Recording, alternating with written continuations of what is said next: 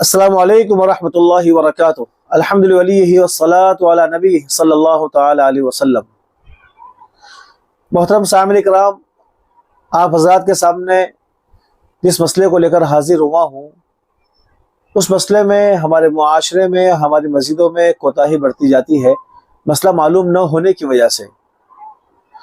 और मसला ये है कि हमारी मस्जिदों में दीवार के ऊपर, चाहे बाएं तरफ हो, चाहे दाएं तरफ हो, चाहे सामने की दीवार हो, दीवार पर हो, कुरान करीम की आयत लिखी जाती है। तो कुरान करीम की आयत लिखने का क्या हुक्म है? तो याद रहे कि फुक़हाए कराम ने मस्जिद की दीवारों पर कुरान करीम की आयत लिखने को मकरूह लिखा है कि ये मकरूह है।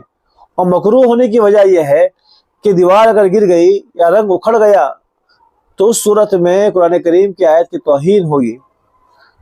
लिहाजा हमें मस्जिदों की दीवारों पर कुरान करीम की आयत लिखने से एहतियात करना चाहिए।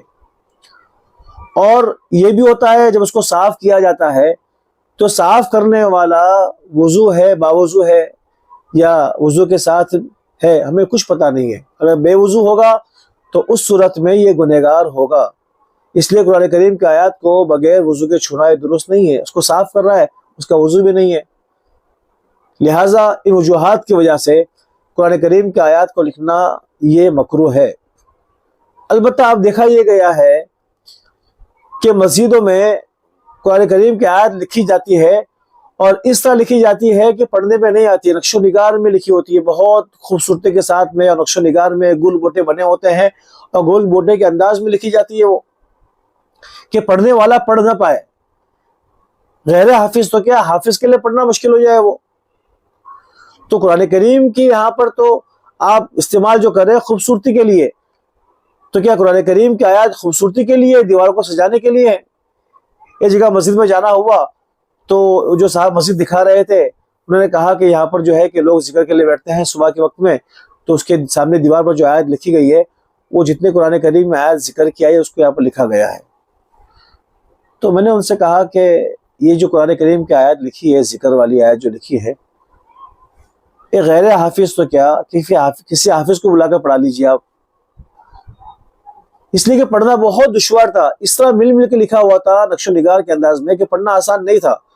तो मैंने कहा कि आप ये मत कहिए कि जिक्र वाले बैठते इसलिए लिखा गया है, बल्कि ये कुरान करीम की जो आयत है ये दीवार को सजाने के लिए इसको इस्तेमाल किया गया है। तो कुरान करीम की आयत दीवार को सजाने के लिए है। और अब तो उसके वॉलपेपर भी आने लगे हैं, बिल्कुल नक्शो निगार में कुरान करीम की आयत लिखी होती है और पढ़ने वाला पढ़ नहीं पाता, लेकिन मस्जिदों में बहुत सी का लिखा हुआ होता है ये। तो ये लिखना किसी भी तरह जो है कि मुनासिब नहीं है। कुरान करीम की आयत तो हिदायत के लिए हैं, कुरान करीम सजाने के लिए नहीं है, नक्शो निगार के लिए नहीं है कि उसके जरिए दीवारें सजाई जाए। लिहाजा जहाँ मस्जिदों में बिल्कुल सिंपल तरीके पर लिखा हुआ है वो तो मकरूह है, लेकिन कुरान करीम को सजाने की नीयत से लिखा हुआ है कि दीवार सज जाए, दीवार अच्छी लगे, तो उसमें तो और भी कराहत आ जाएगी।